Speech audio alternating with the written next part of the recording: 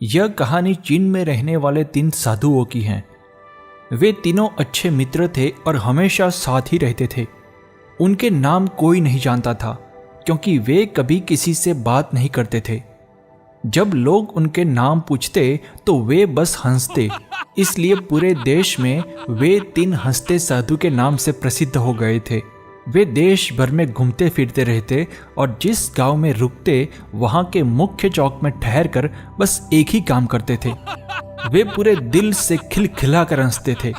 वे किसी व्यक्ति पर नहीं हंसते थे, बल्कि उनकी हंसी मानो वे ब्रह्मांड की मजाक को समझ गए हो उससे निकलती थी। उन्होंने एक भी शब्द कहे बिना अपनी हंसी से इतना आनंद पूरे चीन में फैलाया जितना पहले कभी किसी ने नहीं फैलाया था। हर कोई उनसे प्रेम करता और उनका सम्मान करता। उन्होंने ऐसा उपदेश दिया जैसा इतिहास में कभी किसी ने नहीं दिया था कि जीवन सिर्फ हंसी होना चाहिए और कुछ नहीं। वे जहां भी जाते वहां अपनी हंसी से ऐसा आनंदित माहौल बना देते कि गांव के लोग अपने दुख दर्द भूलकर हंसी के समुद्र में डूब जाते।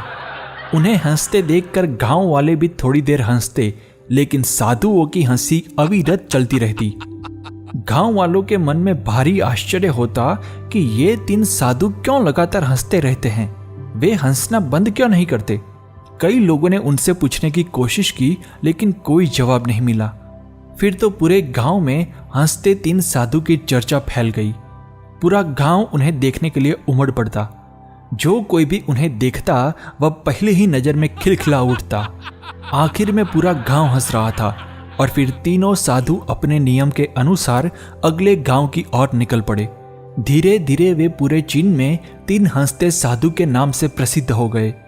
जब भी वे किसी गांव का दौरा करते तो तुरंत ही मुख्य चौक में गांव वाले इकट्ठा हो जाते। तीनों साधु अपनी सच्ची हंसी से जो आनंदित माहौल बनाते थे उसमें गांव वाले भी खिलखिला कर हंसते और हल्के फुल्के हो जाते। समय के साथ वे वृद्ध हो गए। एक दिन जब तीनों साधु हंस रहे थे तब एक साधु का निधन हो गया। यह देखकर वहां जमा गांव वालों को गहरा आघात लगा। हर कोई यह मान बैठा था कि अब उनकी हंसी रुक जाएगी, अब वे अपने साथी साधु के निधन पर विलाप करेंगे।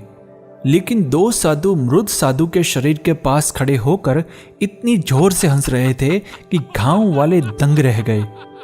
एक व्यक्ति गुस्से में आगे आकर पूछ बैठा, तुम हंस क्यों रहे हो? तुम्हारा साधु मित्र मर गया है। उसके निधन के शौक में कम से कम थोड़ी देर तो मौन रहो। क्या तुम्हें उसके मरने का दुख नहीं हो रहा? कम से कम अब तो अपनी हंसी का कारण बताओ। तब पहली बार गांव वालों ने उन 2 साधुओं को बात करते सुना। एक साधु ने जवाब दिया, हम हंस रहे हैं क्योंकि यह व्यक्ति जीत गया। हमने शर्त लगाई थी कि पहले कौन मरेगा और इसने हमें हरा दिया है। हम अपनी हार पर और इसकी जीत पर हंस रहे हैं। कई वर्षों तक हम साथ हंसे और हमने एक दूसरे की एकता और उपस्थिति का भरपूर आनंद लिया। उसे अंतिम विदाई देने का इससे बेहतर और कोई तरीका नहीं है, इसलिए हम हंस रहे हैं। साधु के निधन से पूरा गांव दुखी था, लेकिन जब साधु के मृत शरीर को अंतिम संस्कार के लिए चिता पर रखा गया तो गांव वालों ने उन्हें रोका। एक व्यक्ति ने कहा, जब कोई व्यक्ति मरता है तो परंपरा के अनुसार उसके कपड़े बदलकर शरीर को स्नान कराया जाता है। दूसरे साधु ने हंसते हुए कहा, मरने से पहले इसने हमें कहा था अगर मैं पहले मर जाऊं तो मुझे स्नान मत कराना, क्योंकि मैं कभी अशुद्ध रहा ही नहीं। मेरे जीवन में इतनी हंसी भरी रही है कि कोई भी अशुद्धता मेरे पास भटक ही नहीं पाई।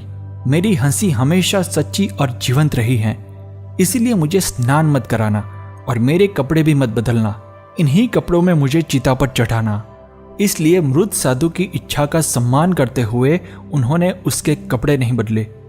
जब उसके मृत शरीर को आग लगाई गई तो अचानक उन्हें पता चला कि उसने अपने कपड़ों में कई चीजें छुपा रखी थी और वे चीजें थी चीनी पटाखे। आग लगते ही पटाखों से ऐसा माहौल बन गया जैसे कोई त्योहार हो। पूरे गांव में रोशनी और चमक फैल गई। यह देखकर सभी गांव वाले तालियां बजाते हुए जोर जोर से हंसने लगे। अरे वाह, ये शरारती मरने के बाद भी हमें फिर से हरा गया। क्या जबरदस्त है तेरी आखिरी हंसी। कहते हुए दोनों साधु पेट पकड़कर और जोर से हंसने लगे। मित्रों, 3 हंसते साधु एक संदेश देने आए थे कि जीवन को पूरी खुशी से जीना चाहिए। जन्म, जीवन और मृत्यु, इन 3 में से जन्म और मृत्यु हमारे हाथ में नहीं है, लेकिन इन दोनों के बीच धड़कता सांस लेता जीवन हमारे हाथ में है। जीवन में आने वाली परिस्थितियों के उतार चढ़ाव पर हमारा कोई नियंत्रण नहीं है, लेकिन इस दौरान हम अपनी मानसिक स्थिति कैसी रखें, इस पर हमारा पूरा नियंत्रण है। अगर जीवन की जीवंतता का भरपूर आनंद उठाना है तो हमें 2 सरल फिलॉसफी को आत्मसात कर लेना चाहिए। पहली फिलॉसफी, जितना हो सके खुद को हल्के में लेना, हंसी मजाक में लेना। मैं कुछ खास हूं, इस भ्रम में गलती से भी मत रहना। दूसरी फिलॉसफी, पूरे ब्रह्मांड में केवल परिवर्तन ही अटल है। Change is the only thing that is constant. इन 2 सरल फिलॉसफी को यदि हम जीवन में आत्मसात कर लेंगे तो जीवन की चुनौतियों के बीच भी जीवंतता की लौ अडिग बनी रहेगी।